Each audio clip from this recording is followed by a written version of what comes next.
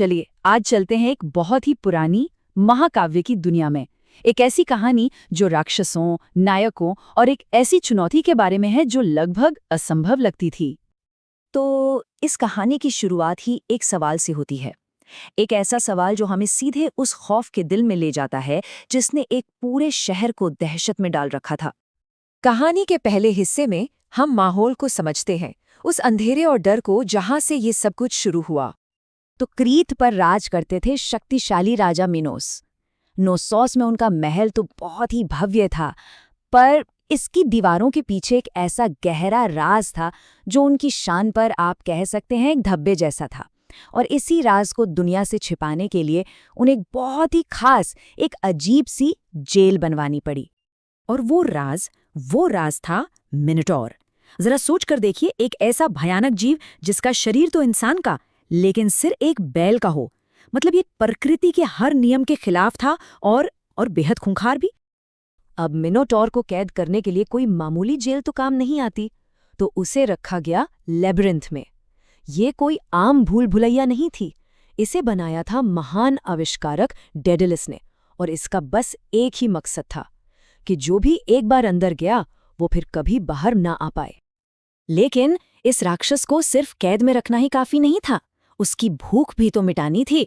और इसके लिए एक बहुत ही भयानक कीमत चुकानी पड़ती थी, और ये कीमत वसूल की जाती थी एथेंस शहर से। 14, जी हाँ 14, 7 जवान लड़के और 7 जवान लड़कियां। ये थी वो भयानक कीमत जो एथेंस को हर बार चुकानी पड़ती थी।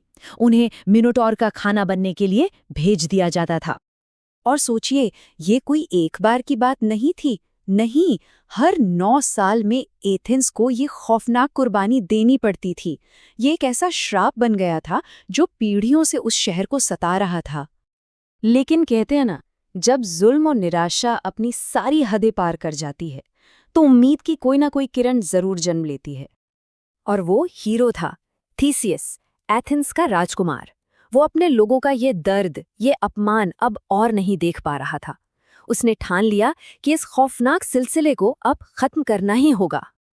और फिर उसने एक बहुत ही साहसी प्रण लिया। उसने ऐलान किया, मैं मिनोटॉर को मार डालूंगा और इस बलि को हमेशा के लिए खत्म कर दूंगा।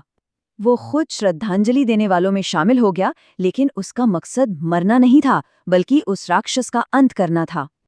पर देखिए, सिर्फ बहादुरी से काम नहीं चलने वाला था। थीसियस की किस्मत ने एक मोड़ लिया जब उसे एक ऐसी मदद मिली जिसकी किसी ने उम्मीद भी नहीं की थी। एक ऐसी मदद जिसके पास ही सफलता की चाबी थी। हुआ ये कि जब थीसियस क्रीत पहुंचा तो राजा मिनोस की बेटी एरियाडने की नज़र उस पर पड़ी। वो थीसियस के साहस को देखकर इतनी प्रभावित हुई कि उसे थीसियस से प्यार हो गया। और जाहिर है, वो उसे मरते हुए तो बिल्कुल नहीं देख सकती थी। तो एरियाडनी ने चुपके से थीसियस से मुलाकात की और उसे 2 चीजें दी। और ये सिर्फ तोहफे नहीं थे, ये अपने आप में एक पूरी रणनीति थी। पहली, राक्षस से लड़ने के लिए एक तेज तलवार, और दूसरी, एक मामूली सा दिखने वाला धागे का गोला। एरियाडने की योजना जितनी सीधी साधी थी, उतनी ही कमाल की थी। उसने समझाया कि देखो, लेबिरिंथ की असली चुनौती मिनोटॉर से लड़ना नहीं है, बल्कि उससे भी बड़ी चुनौती है वहां से जिंदा बाहर निकलना। और ये साधारण सा धागा ही उस चुनौती का जवाब था। उसने कहा, जैसे जैसे अंदर जाओ, धागे को खोलते जाना और फिर तुम उसी के सहारे वापस बाहर आ सकते हो। तो अब कहानी अपने सबसे अहम मोड़ पर पहुंच रही है।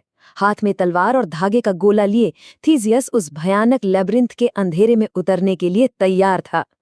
थीसियस ने लेबिरिंथ के उन अंधेरे, घुमावदार रास्तों में चलना शुरू किया, और जैसा एरियाडने ने कहा था, वो धागे को अपने पीछे छोड़ता गया। हर एक कदम के साथ माहौल में तनाव बढ़ता ही जा रहा था। और फिर भूल भुलैया के बिल्कुल बीच में उसे वो राक्षस दिख ही गया। पर किस्मत देखिए, वो जागा हुआ नहीं था, बल्कि सो रहा था। थीसियस के लिए हमला करने का इससे बेहतर मौका और कोई नहीं हो सकता था। थीसियस ने सोते हुए राक्षस पर वार किया, और बस एक भयानक लड़ाई छिड़ गई। एक तरफ जानवर की वहशी ताकत और दूसरी तरफ एक नायक की हिम्मत। अपनी पूरी ताकत और एरियाडने की दी हुई तलवार के साथ थीसियस ने उस खूंखार जानवर का डटकर मुकाबला किया। चलिए, अब देखते हैं कि उस लड़ाई का आखिर नतीजा क्या निकला और कैसे एक पूरे शहर को हमेशा के लिए आज़ादी मिली। और आखिर में अंधेरे पर रोशनी की जीत हुई। थीसियस विजयी रहा, मिनोटॉर मारा गया, क्रीत का वो भयानक राज हमेशा हमेशा के लिए खत्म हो गया था। लेकिन लड़ाई अभी पूरी तरह खत्म नहीं हुई थी। अब लैबिरिंथ से बाहर भी तो निकलना था।